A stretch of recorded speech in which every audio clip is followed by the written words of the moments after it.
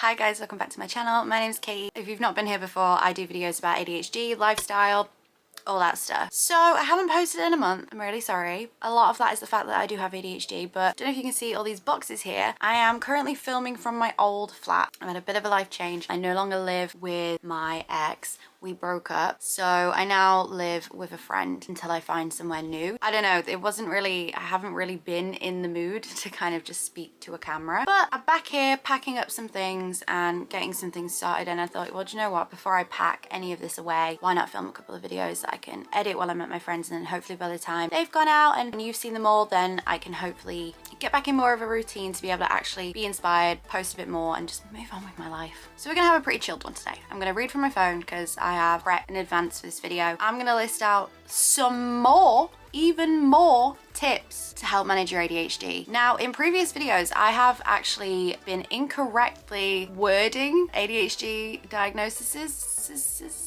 Been using like incorrect terminology that's completely out of date, and I will just reiterate to you all, I am not a specialist, but I'm learning as I go, and if I ever make a mistake, please do let me know so I can learn from it. So just to clarify, ADD is no longer a thing. It is now ADHD, but it's separated into 3 different ways. I believe it's inattentive, attentive, and hyperactive. See, I still don't know. I am not a place of medical information for you. All I am is I'm just here to remind you that I'm just a girl with ADHD that goes into hyperfixation holes on the internet, finds other people who have similar common symptoms as me, and then makes videos about it so that you guys can feel like seen and heard as well. I'm going to do all my full research and then do like a video of like things I've learned about ADHD since getting it completely wrong, but that will be in a different one. That's not in this one. But I just wanted to apologize for anybody who has seen any of the previous videos, and is also another thing as well that I got called out for, and rightfully so, is I have been referring to ADHD as a mental condition. It is not a mental condition, it is a genuine neurological disorder,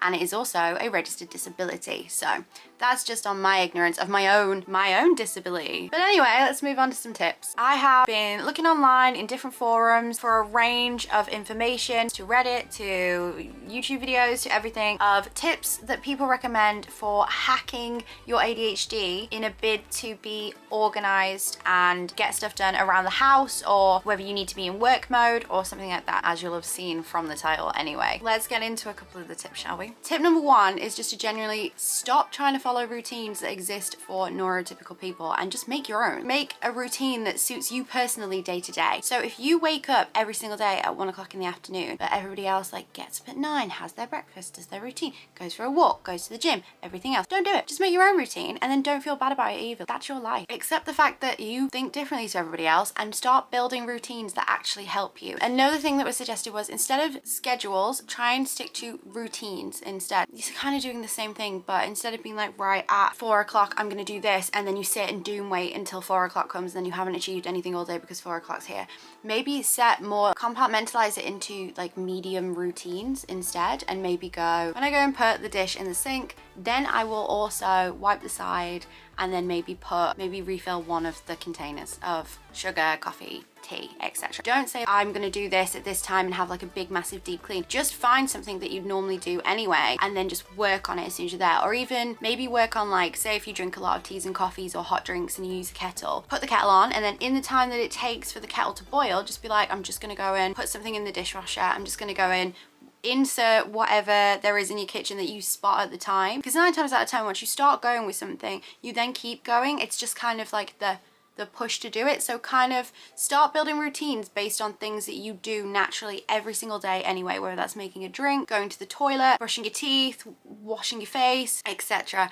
Partner little bits of it with routines that you do every single day, and in that way you'll try and incorporate a new way of being able to make sure that you actually stick to the things that you want to do. Another tip is to, if you struggle to kind of get up and motivate yourself, challenge yourself, make it a game. I always do that. It's actually one of my favorite things to do. I'm always like, I bet I can get, like now I'm on 7 minutes, but I was like, I bet I can get this video recorded, finished and done. Well, not edited and everything obviously, but I bet I can get it recorded, get it all boxed off in at least 10 minutes, and I am coming up to 10 minutes, but I can still do it. At least now as well, I'm talking to the camera. I'm actually making the video. Whether or not I manage to edit it and post it is a different thing, but hey, if you're watching it, I did it. But yeah, don't be afraid to give yourself a little dopamine rush. If you need to challenge yourself, or if you need me to challenge you, just drop me a message. I'll challenge you. I'll be like, bet you can't do that in 10 minutes. Bam. If you live with anybody, whether that's a partner, family member, flatmate, housemate, anyone, try and get them to challenge you as well. Like, try and get them to help you, I don't know, find fun ways to actually make you do chores, especially if it's like a point of contention in your house. Just get them to work with you and make it fun and make it interesting so that you have more of a reason to want to do it. Or add a reward at the end. Like, maybe make yourself an iced coffee or whatever. Like, for me, that would be it. And or put something out that you really want to do, and then maybe give it to somebody and be like, do not give me this until I have achieved this. And then you know you're getting a reward at the end of it.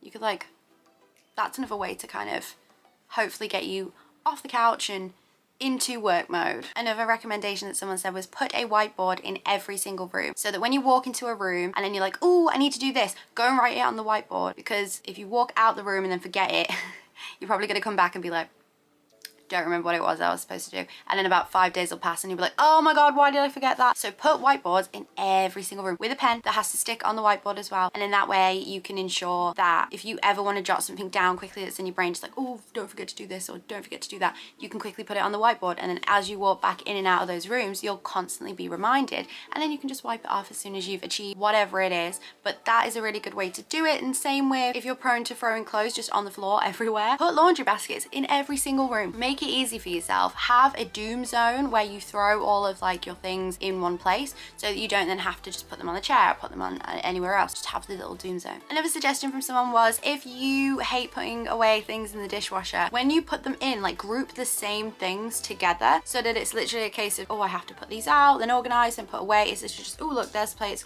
done.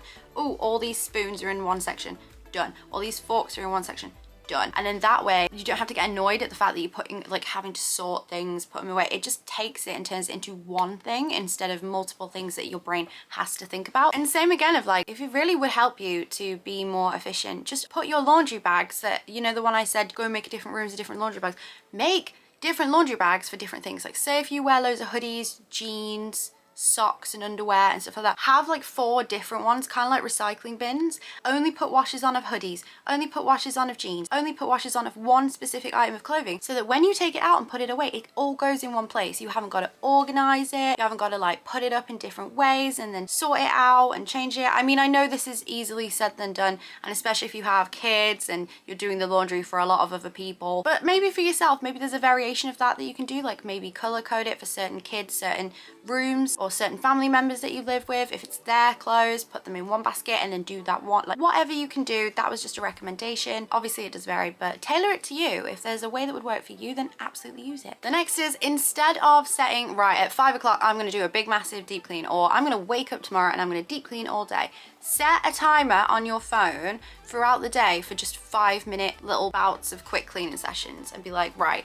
I'm going to put them at different points throughout the day, different points of the hour, so I can't remember when it is and I'll forget. And then as soon as it comes on, I have to get up and quickly like panic, throw something away, like clean something, do something, and stick to it. Like, try and stick to it. If you go past the 5 minutes, great. If you only manage 5 minutes, great. At least you've still managed to do a 5-minute quick sweep section instead of just, and hopefully as well, the alarm that will go off will make you like, whoa, whoa, whoa, serotonin, okay, what have I got to do? Maybe that could, it could wear off very quickly, but hey, it might actually help you just get up, because once you've got up, again, you might be more inclined to continue to clean or continue to do whatever it was that you wanted to do with those 5-minute bursts. A great tip that I saw was start trying, and this will be difficult, but it'll be worth it. Start trying to rewire why you don't do certain things. So a lot of us will probably be like, ugh, I hate washing up the dishes if you don't have a dishwasher. And that's like for me. So I swear by dishwashers. And honestly, I hate washing up because I hate the feeling of food or little bits, or when my fingers get really wrinkly and pruny. For me, that is just a solid, oh, I hate washing up. I hate standing. My back is hurting right now, but like I hate my back hurting. So that's all very negative, and I've led a lot of that with I hate. According to this tip, the best way to do it is to find out what you love about that thing that you're doing and why you do it in the first place. So for example, with the washing up, I love having an empty sink. So instead of thinking, oh, I hate washing up, I've got to go and do that, just be like, oh, I love an empty sink. Right, let's get an empty sink. And try and like reword and retarget your feelings around that. Because most of the time, everything that you put off, which is why I don't believe that laziness exists. I personally think that we already have a lack of dopamine, serotonin, or anything that gets you up and going as it is. If you are also then fighting that with something that does not bring you joy whatsoever, and you can't find a fun element of it that would bring you joy, that would make you want to go and do it, then of course you're going to put it off for hours and hours and hours. It's not being lazy, it's if anything, that's self-care, because you're like, I'm not putting myself through that. So try and genuinely look into the things that you put off more often than others, and try and fix that situation first. There's different ways you can apply this to your own things, but try and find the thing that makes you happiest. So whether it's changing your bedding, I hate changing my bedding, but I love having clean bed sheets. My thing there would be like, right, okay, let's change the bedding because, oh, I get to feel the clean bed sheets, not, oh, I have to find this and this, and it's like, try and stop your brain. Like, don't let your brain go to the negative point. Try and make it rewired as possible so that you can only focus on the positive. And again, this isn't easy. Another big tip was everything you own when you buy it, and this is a problem if you're a hoarder like me, I'm a big hoarder, everything needs a home assigned to it when you bring it into your home. So say for example, let's pick, what have I even got here? Here we go. I'm making some t-shirts for my friend. So I've got some vinyl here. Now this does not have a home. It is currently in a box. So that box with all those vinyls are going to stay on the floor until further notice. However, what I would do, and I wouldn't do it here because I am moving, hence the boxes. What would be a great idea is for me to immediately open the box and go, right, where's the home for this? And then find storage space and be like, this is the home of this. This is where this lives now. And that way it would stop me from leaving it out for I mean, now it hasn't got a home and it won't have a home for a while. That sort of thing. So you need to, as soon as you buy something, immediately give it a home of where it's going to live. If it's clothes, you know it's going to go in the wardrobe or in the cupboard or anything like that. If it's little bits on the side that you don't know where they go, have a drawer that is like a doom drawer where it all just lives. And in that way, when you see things that are out, you immediately know where it needs to go to get into its home to be put away. The problem with having clutter is when you don't have places to put them into, and so you just kind of leave them on the side because you're like, well, where are they going to go? I don't know where I'm going to put them. So try and have as much storage space, whether it's cheap storage space or like little drawers, things that work for you. I like the pull-out drawers, and I like to put labels on them because I will forget what it is if it's not labeled correctly. But have all these different things and then label them, and make sure you label them so you know where the home is, and then hopefully that will help you keep things a bit tidier. Also as well, before you go and buy the thing you're gonna buy, think ahead, like, where would I store this? Have I got room for this product, or is this just gonna stand somewhere? Because another way to help curb impulsive spending is literally by saying, where will this live? Do I have space for it? And will it just be out on the side? And then sometimes that might even stop you from buying something that you don't even need, because you might be like, well, that's going to take up so much room, and like, I really need that room.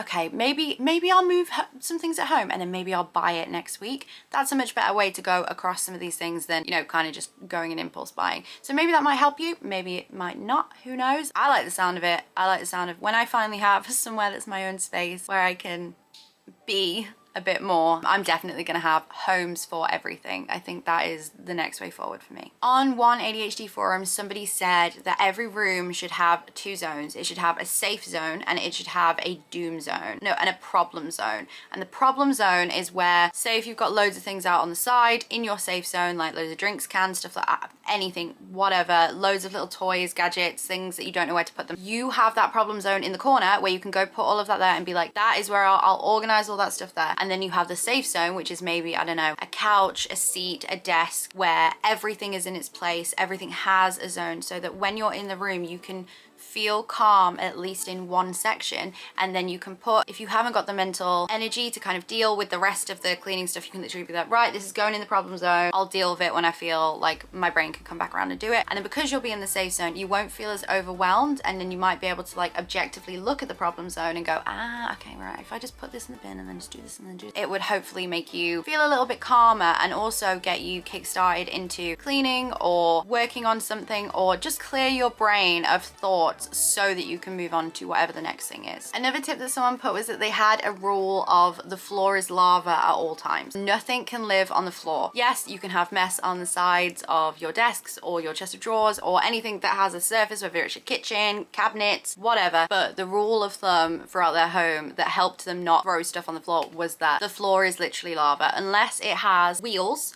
or unless it has, so like this, for example, this tripod and this camera that I've currently got and the lighting. Obviously that needs to live on the floor right now while I'm recording, but then I can pull the tripod away and then like close it, and then that will go in a drawer. Same with the lighting, that will go in a drawer. The chair will obviously need to stay on the floor, that's different, but that sustains on lava, so if it has wheels, etc., you're fine. If you find that you are prone to throwing things on the floor or anything, make a little joke with yourself or with anyone you live with and just be like, look, the floor is lava, we cannot leave anything on the floor. Every time we do, maybe have like every time something is lavaed in the floor, every time something is on the lava, you have to put £1 in a jar, or 50p, or $1, or wherever you're watching from. Or maybe if you can't afford to do that, maybe do something like somebody else has to do something stupid, anything that could make it fun, so that you genuinely believe that the floor is lava and you cannot put anything on it. But then you might obviously put things on the side, but then that's fine. Make a problem zone, like I said in the last one.